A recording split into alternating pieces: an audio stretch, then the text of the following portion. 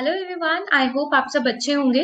आज हम स्टार्ट करने वाले हैं हेरिडिटी एंड एनवायरनमेंट के कुछ इंपॉर्टेंट क्वेश्चंस और प्रीवियस ईयर एमसीक्यूज को भी कवर अप कर लेंगे। तो जो फर्स्ट क्वेश्चन है हमारा हेरिडिटी और एनवायरनमेंट का, वो ये है कि determinants of individual differences in human beings. जो डिटर्मिनेंट्स हैं इंडिविजुअल डिफरेंसेस जो ह्यूमन बींग्स में रहते हैं, वो क्यों रहते हैं? एनवायरनमेंट की वजह से, हेरिडिटी की वजह से, हेरिडिटी और एनवायरनमेंट की वजह से, या दोनों ही हेरिडिटी और एनवायरनमेंट की वजह से सेपरेटली? देखिए, हर एक इंसान के अंदर क्या आता है, हर एक इंसान में क्या रहता है, एक ना कोई डिफरेंस है ना। क्योंकि हर एक इंसान दूसरे इंसान के साथ बिल्कुल भी पूरी तरीके से सिमिलर नहीं है। वो क्यों है? क्योंकि हेरिडिटी और एनवायरनमेंट की वजह से। So this answer would be the correct answer. Next question की बात करते हैं। Environment is an external force. ऐसा बोला गया है कि एनवायरनमेंट जो है वो एक्सटर्नल फोर्स है। ऐसा किसने कहा है?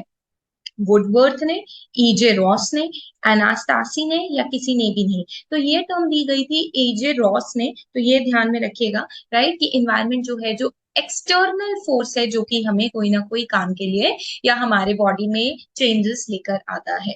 Which one of the following is correctly matched? Physical attributes environment से रिलेट करता है, डेवलपमेंट हेरिडिटी पर्सनालिटी से, इंटेलेक्चुअल सुपीरियरिटी यानी आप माइंड से सुपीरियर हो, यानी आपका आईक्यू अच्छा है, वो एनवायरमेंट से, या आपकी मेंटल ग्रोथ हेरिडिटी से। सोचिए कि क्या हो सकता है इसका आंसर। जो इसका करेक्ट ऑप्शन दिख रहा है वो रहेगा कि जो आपका इंटेलेक्चुअल सुपीरियरिटी है, राइट, वो आपके एनवायरनमेंट से मिलता है, जो कि एक पर्टिकुलर रेस का है। अगर आपने आईक्यू की वीडियो अभी तक नहीं देखी है तो उसे जाके चेकआउट करिएगा, क्योंकि उसमें भी बताया गया था कि अगर आप मतलब दो सुपीरियर मेल और फीमेल की मीटिंग कराते हैं, और जो जो चाइल्ड होता है वो हमेशा ऐसा माना जाता है कि 90% चांसेस जो रहते हैं ना, वो सुपीरियर के रहते हैं, राइट। तो intellectual superiority is equals to environment of a particular race. Which of the following refers to questions related to a child ability to its proper development? Heredity factor, environmental factor, both of the above, या none of the above? देखिए, दोनों ही important है बच्चे की development के लिए, बच्चे की एबिलिटी के लिए। So both of the above will be the correct answer. I hope ये क्लियर होगा आपको। नेक्स्ट बात करते हैं, कौन सा जो है वो लॉ ऑफ हेरिडिटी नहीं है? नहीं की बात करिए, राइट। पेपर में नॉट वर्ड ध्यान रखिएगा। सिमिलैरिटी बिल्कुल है, वेरिएशन चेंजेस हमेशा होता है, रिग्रेशन बिल्कुल है, मोटिवेशन नहीं है। हेरिडिटी में मोटिवेशन कहाँ से आ गया, right? So the motivation will be the correct option for this question. Next हम बात करते हैं, which of the following traits can be related to heredity? जो आपको आपके पेरेंट्स से मिल रही है, एक इंडिविजुअल को पेरेंट्स से मिल रही है। इंसाइट, कोई भी आप एकदम से आइडिया सोचते हैं वो, अपियरेंस, नॉलेज, या हार्डवर्क? हार्डवर्क तो देखिए आप खुद ही करेंगे, राइट। सो अपियरेंस, ऑब्वियसली जो अपियरेंस रहेगी वो आपको आपके पेरेंट्स से मिलेगी, right. So appearance will be the correct option. Next question की हम बात करते हैं, जो कि हमारा रहे next question, seventh question, which is to which of the following statement, to which of the following statement can the role of heredity and environment be linked? Environment और heredity का link है। Role of environment is static, heredity बदलती रहती है, और environment जो है वो एक ही जैसा रहेगा।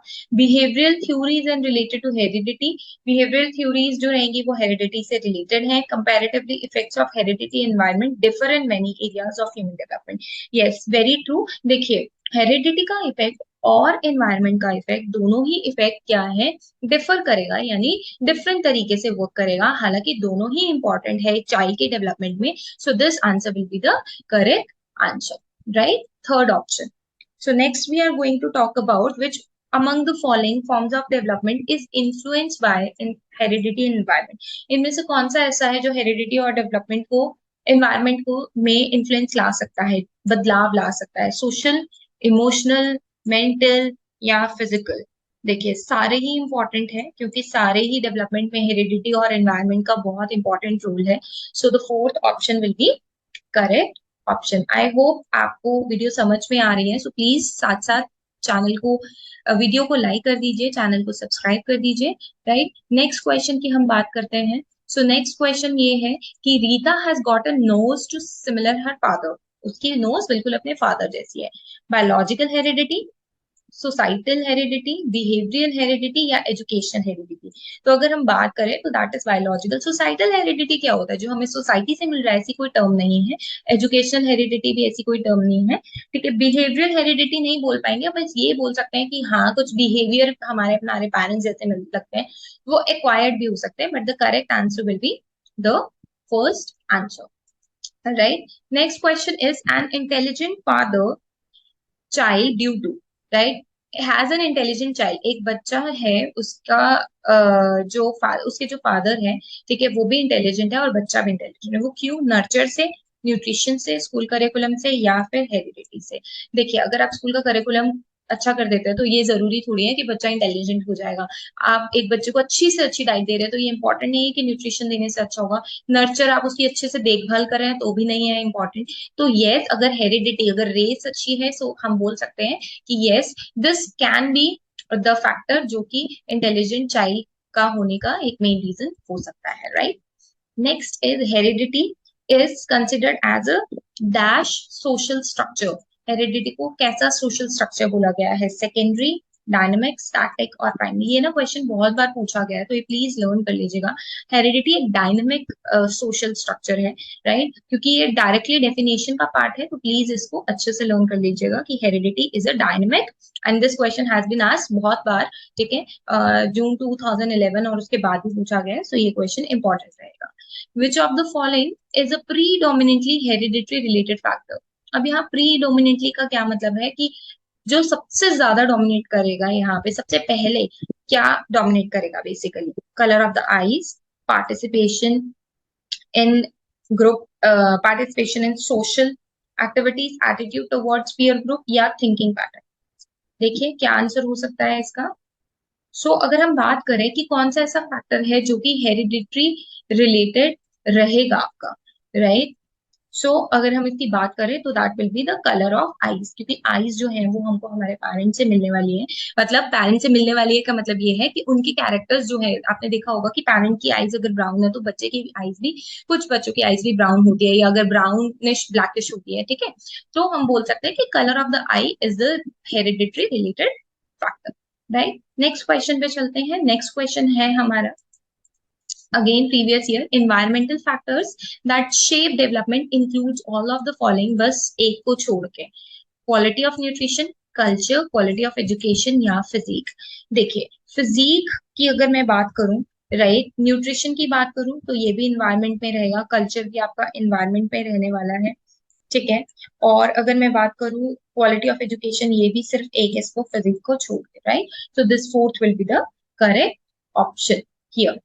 अगर नेक्स्ट की क्वेश्चन की बात करें, विच of the following statement best sum up development और लर्निंग के बीच में क्या रिलेशन है? डेवलपमेंट इंडिपेंडेंट है लर्निंग पे, लर्निंग डेवलपमेंट के पीछे पीछे चलती है, लर्निंग एंड डेवलपमेंट दोनों सेम है, या लर्निंग और डेवलपमेंट इंटर रिलेटेड है? तो ये आपको पता ही है, डेवलपमेंट और लर्निंग हमेशा इकट्ठे चलती हैं, दैट इज इंटर रिलेटेड है, राइट। तो ये आपका आंसर रहेगा फोर्थ वन।